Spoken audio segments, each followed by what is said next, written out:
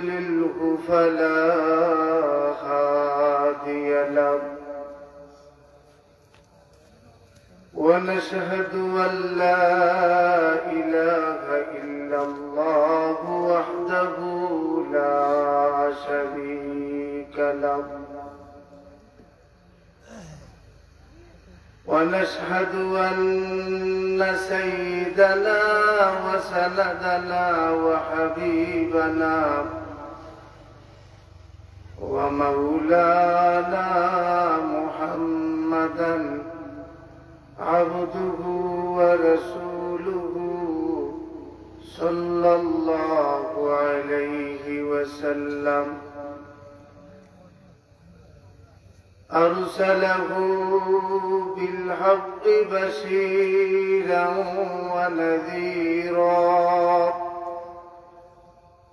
وداعيا إلى الله بإذنه وسراجا منيرا أما بعد فأعوذ بالله من الشيطان الرجيم بسم الله الرحمن الرحيم ألف لام ميم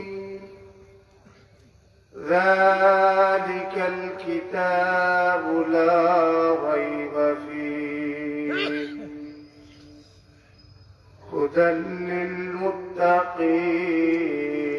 للمتقين صدق الله العظيم.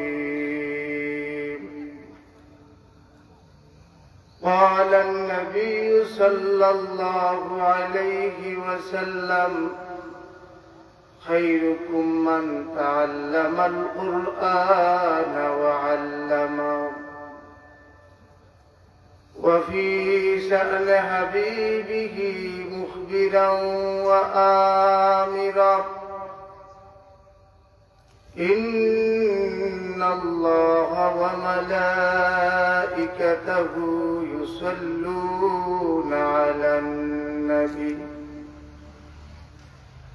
يا أيها الذين آمنوا صلوا عليه وسلموا تسليما. محبت الشهيد درشقك اللهم سيدنا مولانا محمد وعلى آل سيدنا مولانا اللهم صل على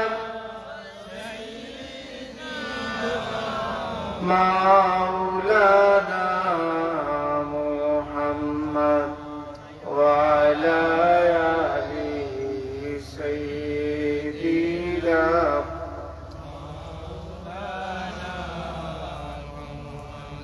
روح خورشید رسالت حیدر خورشید جهان ہے شعاع نور افزا مخزن انوار سے اللہم سيدنا مولانا محمد وعلى آله مولانا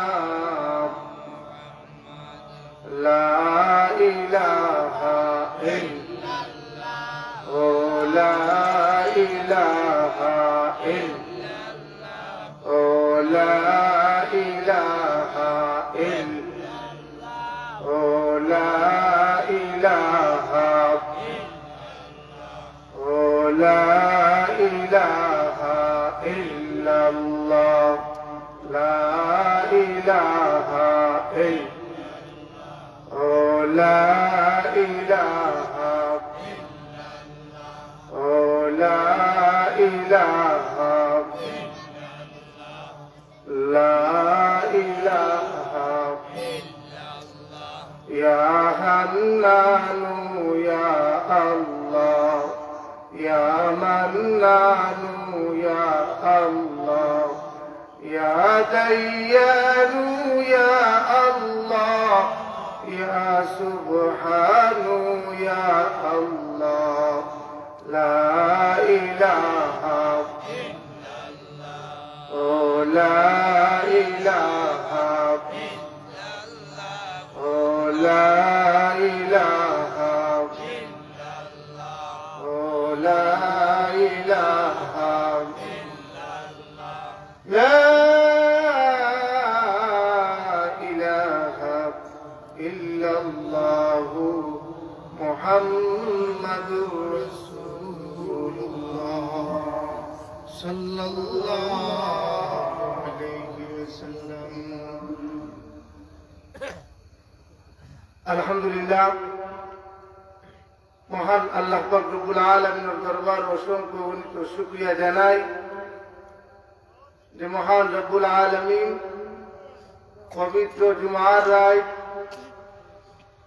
পবিত্র দ্বীনি মাহফিলের মধ্যে আমাদেরকে আসার এবং বসার তৌফিক দান করছেন। আমরা সবাই প্রাণ করে উচ্চ আওয়াজে করি আলহামদুলিল্লাহ। উপস্থিত আছেন পত্র মাহফিলের জনাব সদরে মোহতারাম সভাপতি সাহেব, উপস্থিত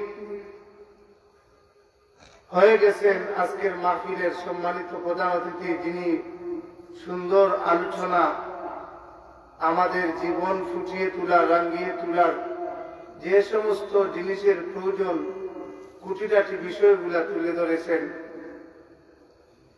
আল্লাহ পাক রব্বুল আলামিন যেন সাহেবজাদার নেক হায়াতের মধ্যে বরকত দান করে, সবাই বলেন আল্লাহুম্মা আমিন।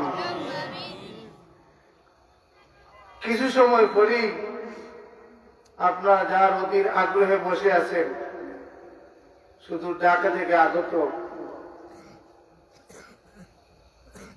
আজকের মাহফিলের সম্মানিত প্রধান বক্তা হযরত মাওলানা মীর হাবিবুর রহমান যুক্তিবাদী সাহেব আপনাদের সম্মুখে আসবেন। উনি কিন্তু এসে গেছেন, সবাই বলি আলহামদুলিল্লাহ। আজকের মাহফিলের আরো উপস্থিত হবেন হযরত মাওলানা মুফতি আব্দুল মজিদ সাহেব ফিরোজপুরি, হযরত মাওলানা শাহাবুদ্দিন সালেহী সাহেব সহ দিগার উলামায়ে কেরাম। আবারও মহান রব্বুল আলামিনের দরবারে শুকরিয়া আদায় করি। বর্তমান যে অবস্থা,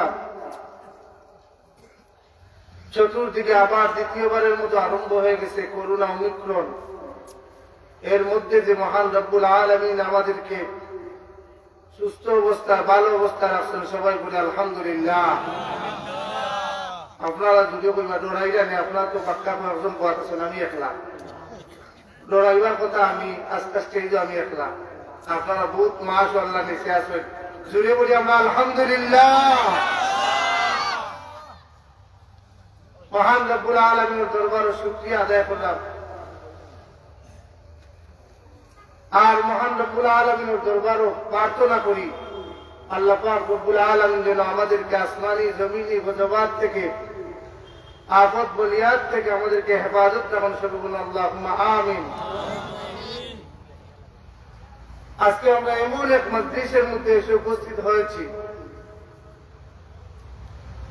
যেই মজলিসটার নাম হচ্ছে জিকরুল্লাহর মজলিস। সবচেয়ে বড় কথা হলো যে এই মাহফিলটা একটা হাফিজিয়া মাদ্রাসার মাহফিল। একটা হাফিজিয়া মাদ্রাসার মধ্যে কি পড়ানো হয় বলে কুরআন শরীফ। আমরা যখন ঈমান আনছি আমানতু বিল্লাহি ওয়া মালাইকাতিহি ওয়া কুতুবিহি, অতএব আমরা ঈমান আনছি আল্লাহর প্রতি, ঈমান আনছি ফেরেশতাদের প্রতি, ঈমান আনছি কিতাবগুলোর প্রতি। আর এটা এমন এক কিতাব আল্লাহ পাক রব্বুল আলামিন 104 খানা কিতাব নাযিল করছেন, কিন্তু কুরআন শরীফ বাদ দিয়ে যদি 104 খানা কিতাব এক পাল্লা তোলা হয়, আর কুরআন শরীফের বিসমিল্লাহর বা যদি এক পাল্লা তোলা হয়, তাহলে কুরআন শরীফের বিসমিল্লাহর বার মান মহান রব্বুল আলামিনের দরবারও মর্যাদা বেশি হবে। জুড়ে বলেন সুবহানাল্লাহ। এই ঐশী বাণী, এই মহাগ্রন্থ আল কুরআন এই হাফিজিয়া মাদ্রাসার মধ্যে শিক্ষা দেওয়া হয়। কুরআন শরীফ এমন এক কিতাব, যেই কিতাব সম্পর্কে মহান রব্বুল আলামিন কুরআন শরীফের মধ্যে ঘোষণা করেছেন, লাউ আনজালনা হাযাল কুরআন আলা জাবালিন লারাআইতাহু খাশিআম মুতাসাদ্দিয়াম মিন খাশিয়াতিল্লাহ। এই কুরআনকে যদি পাহাড়ের উপরে রাখা হতো, এই কুরআন শরীফ রাখতে দেরি, পাহাড় চূর্ণ বিচূর্ণ হতে দেরি নাই। সুতরাং যেই কুরআন শরীফ পাহাড়ের মতো এত শক্তিশালী জিনিস বহন করতে পারে নাই, সেই কুরআন শরীফ আমাদের নবী রাহমাতুল লিল আলামিনের কাছে পাঠিয়ে মহান রব্বুল আলামিন প্রমাণ করে দিয়েছেন 18,000 মখলুকাতের মধ্যে যেইভাবে আমার নবী শ্রেষ্ঠ, সেইভাবে আমার নবীর উপরে কুরআন শরীফও শ্রেষ্ঠ। তিনি বলেন আলহামদুলিল্লাহ। কুরআন শরীফ এমন এক কিতাব, যেই কিতাবকে রূপার জন্য যুগে যুগে মানুষ, নাস্তিক মুরতাদ মুনাফিকরা কুরআন শরীফকে রুখে দেওয়ার জন্য লেগেছিল, এখনো লেগে আছে, ঠিক কিনা না? আল্লাহ রাসূল সাল্লাল্লাহু আলাইহি সাল্লামের উপরে যখন কুরআন শরীফ নাযিল হয়েছিল, এই কুরআন শরীফকে রুখবার জন্য সেই সময়কার কাফির বেদিনরা এমন ভাবে উঠে পড়ে লেগেছিল, এমন ভাবে ষড়যন্ত্র করেছিল যে কিভাবে কুরআন আটকানো যায়। আমার নবী রাহমাতুল লিল আলামিনের মুখের মধ্যে এত জাদু ছিল, যেই মুখ দিয়া কুরআন শরীফ তিলাওয়াত করতাম, কুরআন শরীফ তিলাওয়াত করার সঙ্গে সঙ্গে মানুষ পাগল করা হয়ে যেত। সুবহানাল্লাহ। শুধু মানুষ নয়, আপনারা জানেন যে কুরআন শরীফের মধ্যে আল্লাহ পাক রব্বুল আলামিন বলেন, ইন্না সামি'না কুরআনান আজাবা ইয়াহদি ইলা রুশদি আমান্না বিহি ওয়া লান নুশরিকা বিরাব্বিনা আহাদা। আল্লাহ রাসূল সাল্লাল্লাহু আলাইহি সাল্লাম উকাজের উদ্দেশ্যে রওনা দিলেন। নাখলা নামক স্থানে আল্লাহ রাসূল ফজরের জামাত পড়ছেন, নামাজ পড়ছেন। জিন্নাত যে দুনিয়াত আছে আপনারা মানেননি? জিন্নাত আসেনি? এখন কেউ যদি বলে যে জিন বলতে কিছু নাই, তাহলে সে কুরআন শরীফ অমান্য করবে। আল্লাহ পাক রব্বুল আলামিন কুরআন শরীফে বলে জিন্নাত আছে। এখন যদি বলে যে জিন্নাত নাই, তাহলে সে কুরআন শরীফ অবমাননা করছে। ওমা খালাকতুল জিন্না ওয়াল ইনসা ইল্লা লিয়াবুদুন। আল্লাহ পাক রব্বুল আলামিন দুইটা জাতি বানাইছেন ইবাদত বন্দি করার জন্য, একটা মানুষ, একটা জিন। মানুষ যেইভাবে মাটি দিয়ে তৈরি, সেইভাবে জিন্নাত আগুন দিয়ে তৈরি। জিন্নাতকে তৈরি করা হয়েছে। এক সময় কুরআন শরীফের নাযিল হওয়ার আগ পর্যন্ত জিন্নাতরা আকাশের মধ্যে মহান রব্বুল আলামিন ফেরেশতাদের কাছে কি সংবাদ দেয়, এই সংবাদগুলো জিন্নাত জানতো। কিন্তু যেই দিনটা কি কুরআন শরীফ নাযিল হয়েছে, এই দিনটা কি জিন্নাতরা তারা আসমানের খবর আর লইতে পারে না, আসমানের খবর তাদের কানে আসা বন্ধ হয়ে গেছে। জুড়ে হোক সুবহানাল্লাহ। এই জিন্নাতরা পাগল পাড়া হইয়া দুনিয়ার চতুর্দিকে ঘুরতেছে যে কেন আকাশ থেকে আমাদের এই খবরাখবর বন্ধ হয়ে গেল। আল্লাহ রাসূল সাল্লাল্লাহু আলাইহি সাল্লাতু ওয়াস সালাম নাখলা নামক স্থানে ফজরের নামাজ আরম্ভ করছেন। আল্লাহ রাসূল সাল্লাল্লাহু আলাইহি সাল্লাতু ওয়াস সালামের পবিত্র নূরের জবান দিয়ে যখন নামাজের মধ্যে কুরআন শরীফ তিলাওয়াত শুরু আরম্ভ করছেন, তখন দেখা গেল আল্লাহ রাসূল নামাজে, কয়েকজন সাহাবীও নামাজে, জিন জাতির একটা দল আল্লাহ রাসূলের পাশ দিয়ে তারা অতিক্রম করতেছিল, যাইতেছিল। আর এই যাইতে যাইতে রাসূলের কণ্ঠে তারা কুরআন শরীফ শুনছিল। কুরআন শরীফ শুনিয়া আল্লাহ রাসূল সাল্লাল্লাহু আলাইহি সাল্লাম কুরআন শরীফ শুনিয়া ওই জিন্নাতগুলা সাথে সাথে মুসলমান হয়ে যায়, সাথে সাথে মুসলমান হয়ে যায়। মুসলমান হয়ে তাদের বাদশার কাছে গিয়া বলে, হে আমাদের বাদশা, ইন্না সামি'না কুরআনান আজাবা, আমরা এমন এক কুরআন শুনছি যেটা আজীব কুরআন। যেটা হোক সুবহানাল্লাহ, আর কোনদিন শুনছি না।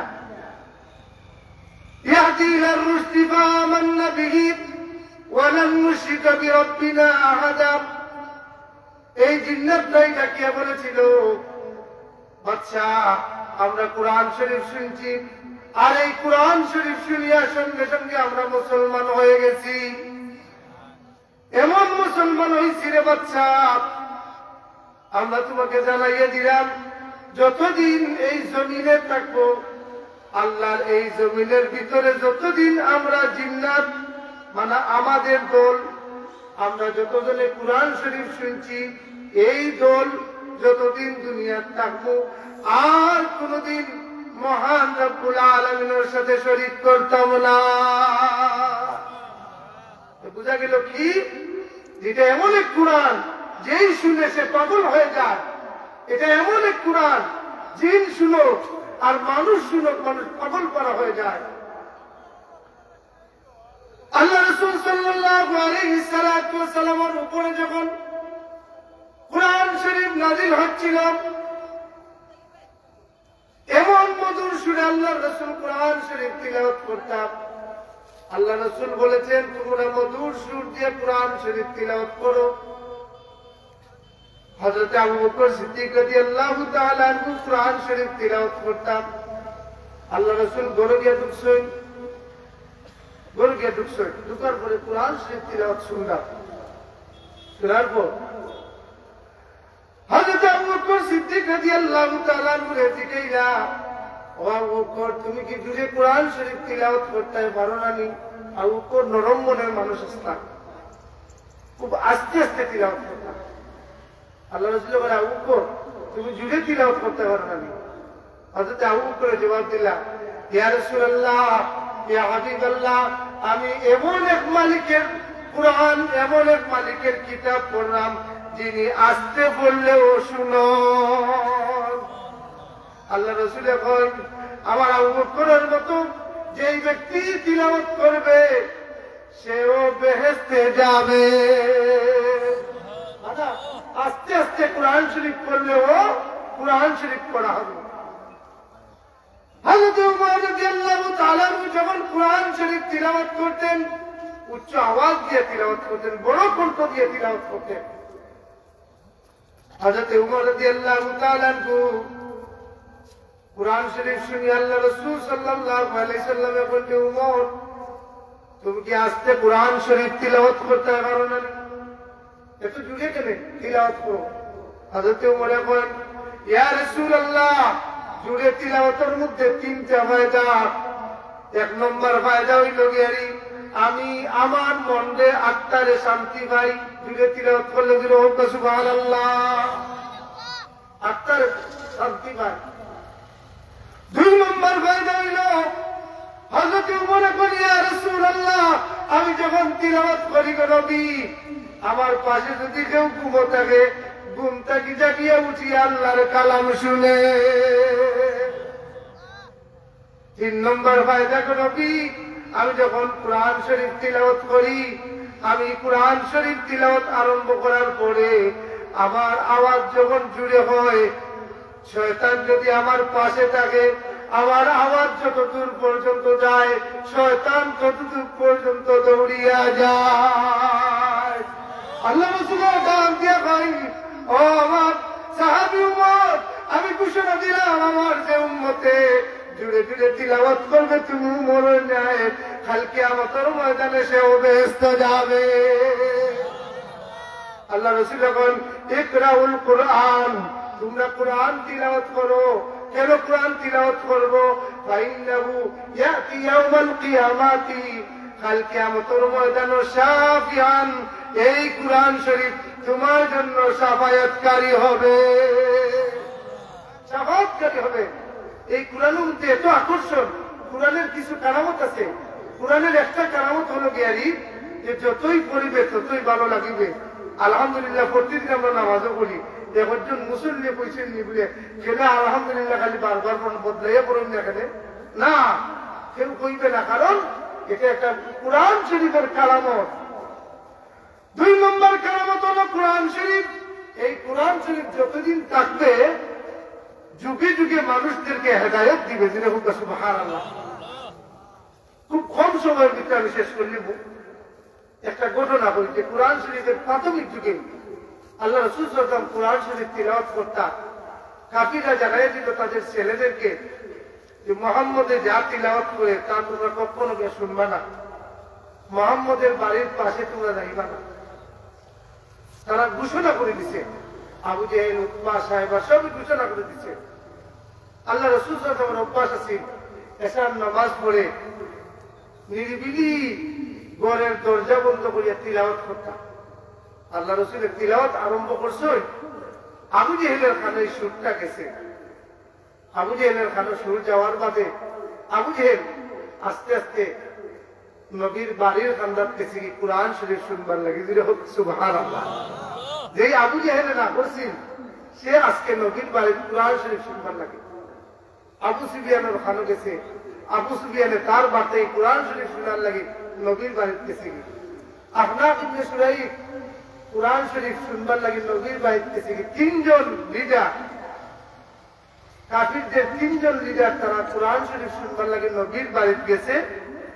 ঘরের 3 পাশে 3 জন তারা বইয়ে তিলাওয়াত শুনে। এত মধুর লাগে, এত মজা লাগে তাদের তিলাওয়াত, আল্লাহ রাসূলের কণ্ঠে তিলাওয়াত। কারণ যার উপরে কোরআন শরীফ আমরা সাধারণত কারি আব্দুল বাসিত বা মিশরীয় কারি সাহেবদের তিলাওয়াত শুনিয়া পাগল হয়ে যাই। যার কণ্ঠে যার উপরে কোরআন শরীফ নাযিল হয়েছে তার কণ্ঠে তিলাওয়াত কি যে মধুর, তারা শুনবার লাগে গেছে। যখন রাত্রি শেষ হয়ে গেছে কোরআন শরীফ শুনতে শুনতে রাত যখন শেষ হয়ে গেছে ফজরের টাইমে তারা রওনা দিছে বাড়ি। এখন দেখা যায় এক রাস্তা মুখে 3 জন আইরা, 3 জন দেখে একজন আরেকজন যখন খেয়ে তুমি ওরা দেখা যায় যে 3 জনে আগের দিন না করছিল যে কোরআন শরীফ শোনার যে ইচ্ছা নাই আজকে ও 3 জন আইয়া হাজির। যেটা হোক সুবহানাল্লাহ। এখন হোক এটা মজার একটা বিষয় নেই। আমি করলাম ই কাম করিও না, এখন আমিও খাবো। এখন আমাদের মানুষ অনুসরণ করবো কিনা?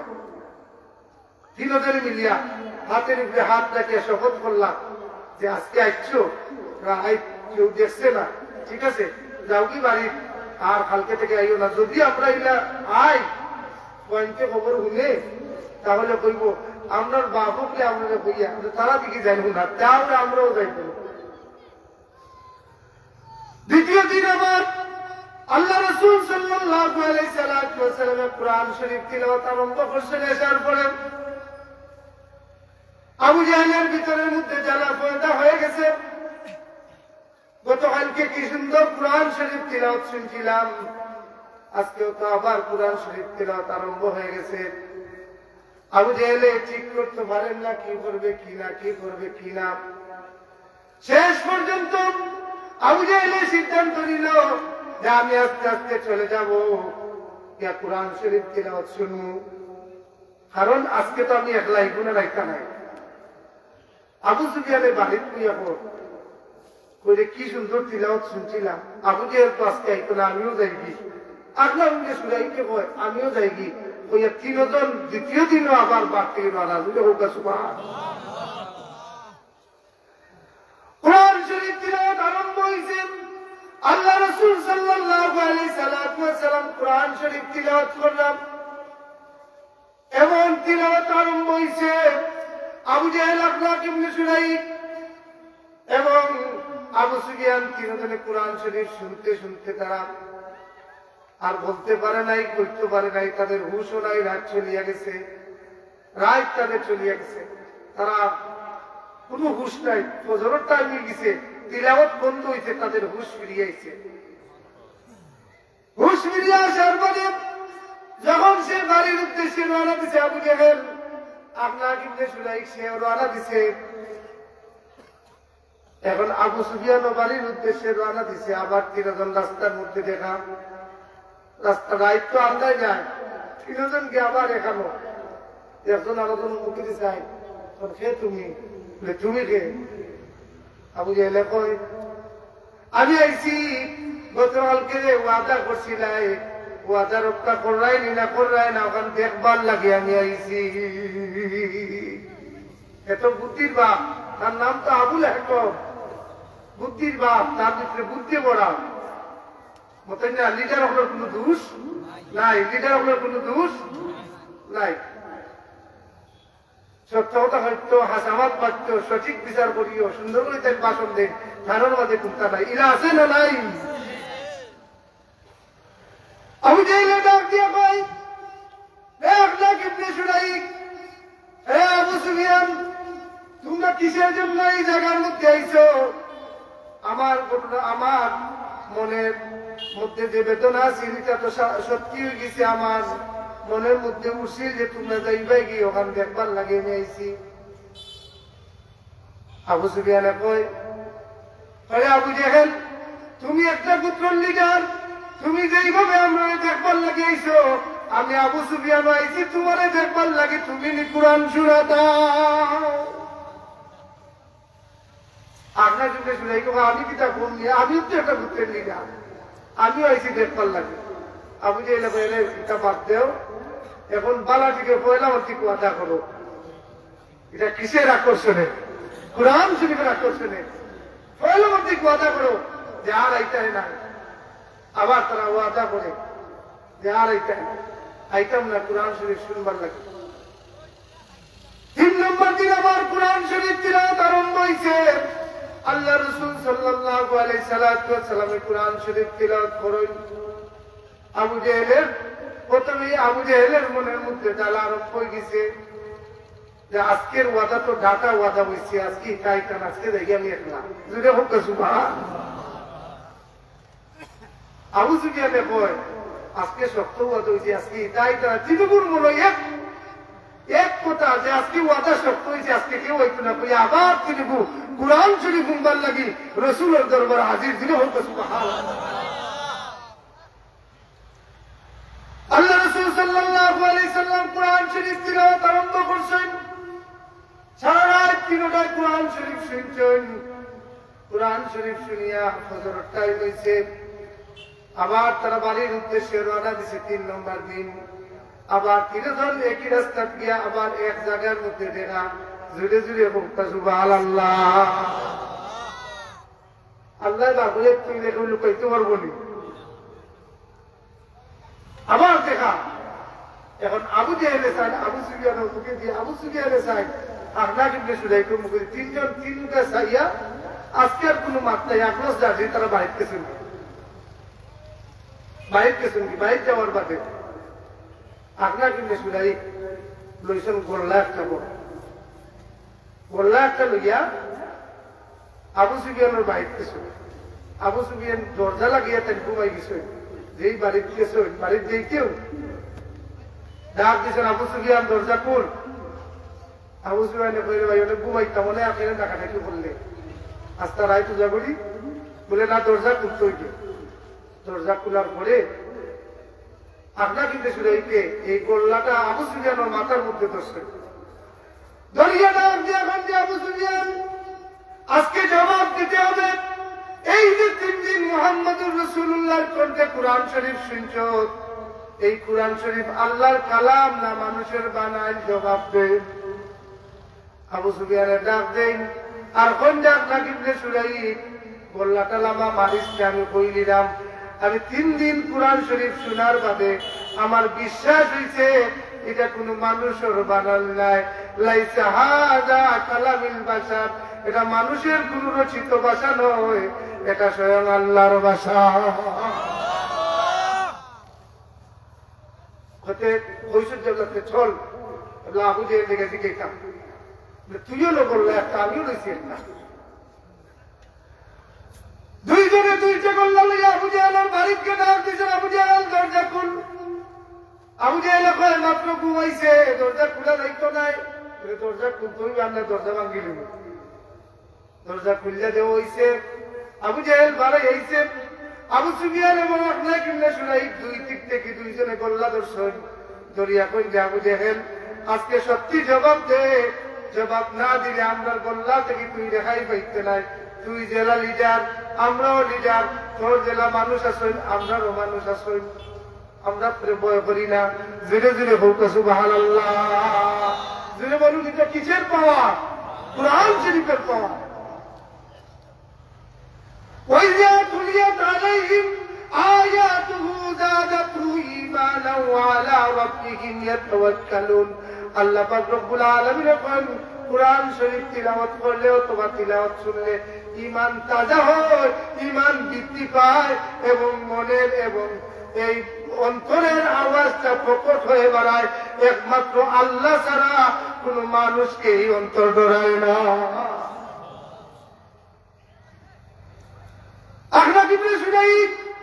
এবং আবু সুফিয়ান গোল্লাটার দর্শন ধরিয়া খন্ডে আবু জেহেল সঠিক জবাব দেন, এই যে 3 দিন যাবৎ কোরআন শরীফ শুনছ, এটা কার কালাম? এটা মানুষের কি কালাম? আবু জেহেল গোল্লাল আমারে ভাই, গোল্লাল আমার মারিসকে আমি কইলিলাম আসল কথা, আমি আরো আগেও জানতাম এটা আল্লাহর কালাম, তবে তোরে কইলাম এই যে 3 দিন বড় মুহাম্মদুর রাসূলুল্লাহ তিলাওয়াত করছেন, এটা মানুষের কোন বানাই নাই, এটা মহান আল্লাহর বাণী।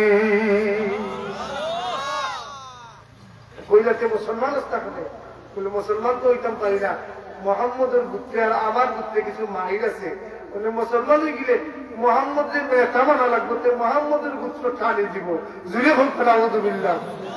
আল্লাহ ইবনে শুরাইক এবং আবু সুফিয়ান এক দৌড়ে আল্লাহ রাসূলের দরবারে যায়।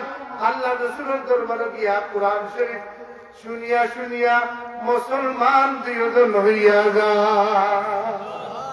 এই কোরআন শরীফ মুসলমান আগেও বানাইছে, এখনো বানার। এই কোরআন শরীফ মানুষকে হেদায়েত দিবে, কারণ দুনিয়ার সব বইয়ের মধ্যে, সব কিতাবের মধ্যে ভুল থাকতে পারে, একমাত্র কোরআন শরীফের মধ্যে কোনো সন্দেহ নাই। যে ব্যক্তি সন্দেহ করবে তার ঈমান থাকবে না। আল্লাহ পাক রব্বুল আলামিন এখন যালিকাল কিতাবু লা রাইবা ফীহি, আজ কোরআন শরীফের নাজিল হওয়ার শুরু থেকে, সময় থেকে নিয়ে এখন পর্যন্ত কোরআন শরীফের ক্ষতি করবার লাগে যেমন ভাবে জিন্নাতদের চেষ্টা করছে, তেমনি ভাবে কাফির নাস্তিক বেঈমানরা চেষ্টা করছে, এখনো চেষ্টা করে। এই কোরআন শরীফকে কোনদিন ধ্বংস করতে পারবে না, কারণ আল্লাহ পাক রব্বুল আলামিন এখন নাহনু নাযালনা যিকরা ওয়া ইন্না লাহু লাহাফিজুন। এই কোরআন শরীফ আমি নাযিল করছি, এই কোরআন শরীফ সংরক্ষণের বাদ আমি আল্লাহর হাতে আসছে, দুনিয়ার কোন মানুষের হাতে দিয়ে নয়। দিলে বলতে সুবহানাল্লাহ। সুতরাং এই কোরআন শরীফ পড়ার গড় হচ্ছে লক্ষ্মী ভাষা হাফিজিয়া মাদ্রাসা। এই কোরআন শরীফকে আমরা সম্মান করতাম, আমরা মুসলমান। কাল কিয়ামতের ময়দানে কোরআন শরীফ আমাদেরকে শাফায়াত করবে। কোরআন শরীফের কিছু আদব আছে, যেমন কোরআন শরীফ তিলাওয়াত করতে হলে 1 নম্বর আদব হলো গেলি লা ইয়ামাসসুহু ইল্লাল মুতাতাহহারুন। কোরআন শরীফের মধ্যে আল্লাহ কয় যে যদি তুমি কোরআন শরীফ পড়তে চাও, কোরআন শরীফ সইতে চাও, তাহলে তুমি কোরআন শরীফ সইবার আগে পবিত্র হও, ওযু করো। কিন্তু আজকে এক গুরু মানুষ আপনারা নেটও দেখতেছেন, ওরা বলতেছে যে কোরআন শরীফ তিলাওয়াত করতে হলে ওযু লাগবে না, দিলে বলুন নাউযুবিল্লাহ। বলতেছে যে কোরআন শরীফ করতে হলে ওযু লাগবে না। একগুলো মানুষ আবার এরা দাবি করে আহলে হাদিস, হাদিসের পরিবার দাবি করে, অথচ কোরআন শরীফ পড়তে হলে নাকি ওযু লাগবে না। সরাসরি কোরআন শরীফের আয়াতকে অস্বীকার করছে, লা ইয়ামাসসুহু ইল্লাল মুতাহহারুন। আল্লাহ কোরআন শরীফে বলেন কোরআন শরীফ সইতে হইলে ওযু লাগবে, আর সে বলে ওযু লাগবে না। এক নম্বর আদব, কোরআন শরীফ পড়তে হলে ওযু লাগবে। কোরআন শরীফ দাঁড়াইয়ে পড়া যায়, কোরআন শরীফ বসিয়ে পড়া যায়, কোরআন শরীফ ঘুমাইয়ে পড়া যায়। আল্লাহ পাক রব্বুল আলামিন এখন আল্লাহ পাক রব্বুল আলামিন কোরআন শরীফের মধ্যে দাঁড়াইয়ে দিয়েছেন যে যদি তুমি কোরআন শরীফ দাঁড়াইয়েও পড়তে পারবে, বসেও পড়তে পারবে, ঘুমাইয়েও পড়তে পারবে, কোনো অসুবিধা নাই। তবে কোরআন শরীফ যারা দেখি দেখি ওযু করিয়া সম্মানের সহিত বইয়া পড়বে, তাদের জন্য মহান রব্বুল আলামিন এক করবে 25টা সওয়াব দিবা। দিলে হোক সুবহানাল্লাহ। কোরআন শরীফ সুন্দর নামাজের সুরতে বসে কোরআন শরীফ পড়তে হলে, যেইভাবে নামাজ পড়তে হলে জায়গা পাক জামা পাক লাগে, কোরআন শরীফ পড়তে হলে জায়গা পাক জামা পাক লাগবে, বদন পাক লাগবে। সুতরাং এটা হচ্ছে কোরআন শরীফের আদব। 2 নম্বরে, কোরআন শরীফ পড়তে হলে এমন ভাবে পড়বে যেন পাশের মানুষের কষ্ট না হয়, পাশের মানুষের কষ্ট না হয়, এমন ভাবে কোরআন শরীফ পড়া, এটা কোরআন শরীফের আদব।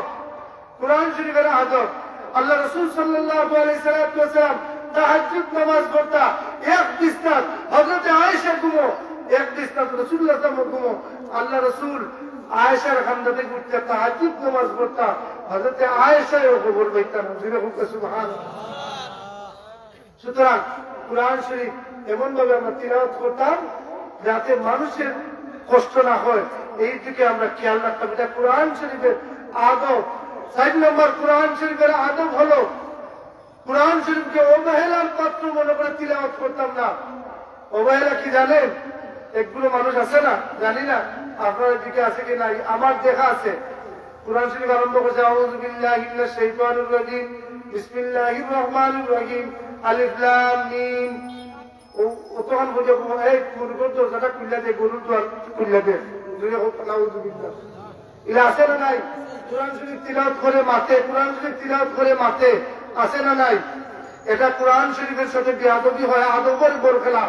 কোরআন শরীফ যখন আপনি তিলাওয়াত করবা, তখন কোরআন শরীফ ধীর স্থির ভাবে মনোযোগ দিয়া কোরআন শরীফের দিকে বাপ লাগাইয়া কোরআন শরীফ তিলাওয়াত করা কোরআন শরীফের আদব। 6 নম্বর, কোরআন শরীফের আদব হইলে আপনি চেষ্টা করতা কোরআন শরীফের অর্থ বুঝি বুঝি কোরআন শরীফ করতাম। আল্লাহ রাসূল সাল্লাল্লাহু আলাইহি ওয়াসাল্লাম এক সাহাবী তিলাওয়াত করছেন সূরাতুল বাকারা, আর এক সাহাবী তিলাওয়াত করছেন আস্তা কোরআন শরীফ। এক রাইতে আস্তা কোরআন শরীফ তিলাওয়াত করছেন এক সাহাবী, আর এক সাহাবী তিলাওয়াত করছেন সূরাতুল বাকারা। জিজ্ঞাসা করা হলো যে কোন ব্যক্তির সওয়াব বেশি? কোন যে দুই ব্যক্তির সমান সমান সওয়াব। একজনে তাড়াতাড়ি আস্তা কোরআন শরীফ পড়ে যে সওয়াব পাইছে, আরেকজনে ধীর স্থির ভাবে আস্তে আস্তে শুধু সূরা বাকারা পড়িয়া ও সওয়াব পাইছেন। জিরে হোক সুবহানাল্লাহ। আল্লাহ পাক রব্বুল আলামিন কোরআন শরীফ শিক্ষা করা এবং কোরআন শরীফ বারবার তিলাওয়াত করা। কোরআন শরীফ তিলাওয়াত করলে নাযালাত আলাইহিমুস সাকিনা, সকিনা নাযিল হয়, শান্তি নাযিল হয়। একজন মানুষ যদি আর কোন ইবাদত বন্দেগী, ফরজ নামাজ বাদে আর কোন নফল ইবাদত করতে পারে না, আর কোরআন শরীফ তিলাওয়াত করে, আফদালুল ইবাদাতে ফি উম্মতি তিলাওয়াতুল কোরআন। আল্লাহ রাসূল কইছেন উম্মতের জন্য তিলাওয়াতে কোরআন হচ্ছে উত্তম নফল ইবাদত। আর যদি কোনো কিছু পারেও না, কোরআন শরীফ তিলাওয়াত করে আর 5 ওয়াক্ত নামাজ গান পড়ে, এই মানুষকে কাল কিয়ামতের ময়দানে জান্নাতের মেহমান হুজুরে হোক সুবহানাল্লাহ। আল্লাহ পাক রব্বুল আলামিন আমাদেরকে আমল করার, কোরআন শরীফ তিলাওয়াত করার তৌফিক দান করুন। হোক আল্লাহুম্মা আমিন। ওয়া আখিরু দাওয়ানা আলহামদুলিল্লাহি রাব্বিল আলামিন। দুরূদ পড়বা সাল্লাল্লাহু আলা সাইয়্যিদিনা ওয়া মাওলানা মুহাম্মদ ওয়া আলা আলিহি ওয়া আসহাবিহি ওয়া সাল্লাম। সাল্লাল্লাহু আলা সাইয়্যিদিনা ওয়া মাওলানা মুহাম্মদ وعلى آله وأصحابه وسلم. اللهم آمين. ربنا ظلمنا أنفسنا وإن لم تغفر لنا وترحمنا لنكونن من الخاسرين. ربنا عليك توكلنا وإليك نبنا وإليك المصير يا الله يا أرحم الراحمين আজকে এই মাহফিলে তুমি কবুল আর মঞ্জুর ফরমাও আল্লাহ আমরা এই মাহফিলে হাজির হওয়ার তুমি মাওলা কবুল আর মঞ্জুর ফরমাও ইয়া আরহামার রাহিমিন আমরা জীবনের গুনাহ খাতারে maaf করে দাও আমরা প্রত্যেকের মা বাপকে maaf করে দাও আমরা প্রত্যেকের দাদার খানদান দাদির খানদান নানার খানদান নানির খানদান तमामকে maaf করে দাও ইয়া আরহামার রাহিমিন আমরা ইয়া আল্লাহ তোমার বান্দা সহ দেশে বিদেশে আত্মীয় স্বজন तमाम লোক থেকে হেফাজত ফরমাও ইয়া আরহামার রাহিমিন আমরা যে বেমারি আছি যে বেমারে ভুগতেছি तमाम বেমারকে শিফা দান করে দাও আখেরি গুজারিশ মাওলা মরণের আগে আগে তোমার সামানা জুগার করবার তৌফিক দান করে দাও ইয়া আরহামার রাহিমিন আমাদেরকে ইজ্জতের জিন্দেগি নসিব ফরমাও মরণের সময় তোমার হাবিবের চেহারা আনোয়ার দেখে দেখে আমরা জবান বিদারি করে দিও লা ইলাহা ইল্লাল্লাহ মুহাম্মাদুর রাসূলুল্লাহ আসসালামু আলাইকুম ওয়া রাহমাতুল্লাহ